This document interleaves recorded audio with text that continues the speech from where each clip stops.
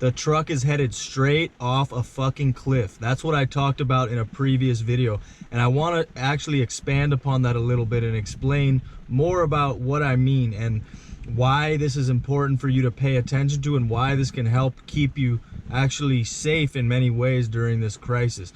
Now, when I say the truck is headed off the cliff, what I mean is that we are on the precipice of going off that cliff as a society. If we see the society and the world as a metaphor for that truck, it's moving along and it's about to go off the fucking cliff. And if it goes off the cliff, it's gonna make it much harder to get back up, and much of our society and many people will never be able to get back up. So we need to first of all acknowledge what we have, but also what we've done wrong in the years leading up to this, and anyone who's been paying attention could have seen this coming. I mean, an economic crash, a pandemic, these things have been part of society and they're always due to happen. But specifically, we need to be aware of the fact that we're headed for a dramatic crash and a disastrous crash, worse than what we've seen already in many ways. We're headed for a crash economically, not just a recession. I mean, there's debate as to whether we're already in a recession. I think it's safe to say that we are. The government is writing people checks. There's the $2 trillion stimulus package.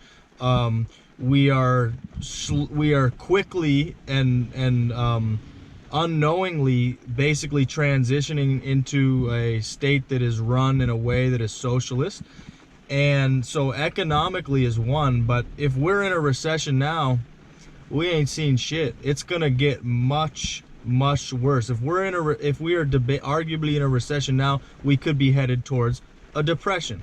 So that's economically. Now, socially also, we could be headed towards real disaster, because we are looking at a society in which the division is as great as it has ever been. Perhaps it hasn't been this great since the Civil War. The difference in the ideas and the vicious vying for control of the media outlets, which is something that, I mean, you just hope the good side wins, whichever side that is, right? And also, one thing that is not getting talked about at all, spiritually, we are headed off a cliff as a society. You know why? Because this whole crisis, this whole shit show is a test of our ability to stay calm and stay strong mentally. And a lot of people are failing that test. Many people, most people are failing that test. And that is something that is spiritual, because it tests your individual resolve to keep it together and not be swept up in the tide of panic and hysteria. And I think this is a real opportunity to step up to the plate and show that you're better than that, to show that you have greater capability and greater compassion and greater courage than to succumb to hysteria and panic, which makes the most ugly traits possible come out of humans. I mean, the way that any horrid scenario has been set up in world history often has been based on fear and panic, or leveraging people's hidden fears and into a movement that is used against another portion of the population. Nazi Germany, anyone? Extreme polarity, disastrous economic situations, a charismatic leader can convince people, if they are scared enough and desperate enough, to do anything. And so this is why we need to be very aware right now, because again, mark those words, scared enough and desperate enough. Look at the fear and the desperation that we're seeing from people right now. And that it could have devastating consequences for the world that we are handing down to our kids. Devastating. Because when people are in fear and panic and desperation, they can be convinced, and they don't even need to be convinced. They will ask for a savior to bring them out of it. Okay, save me. What do? I'll do anything. That is real.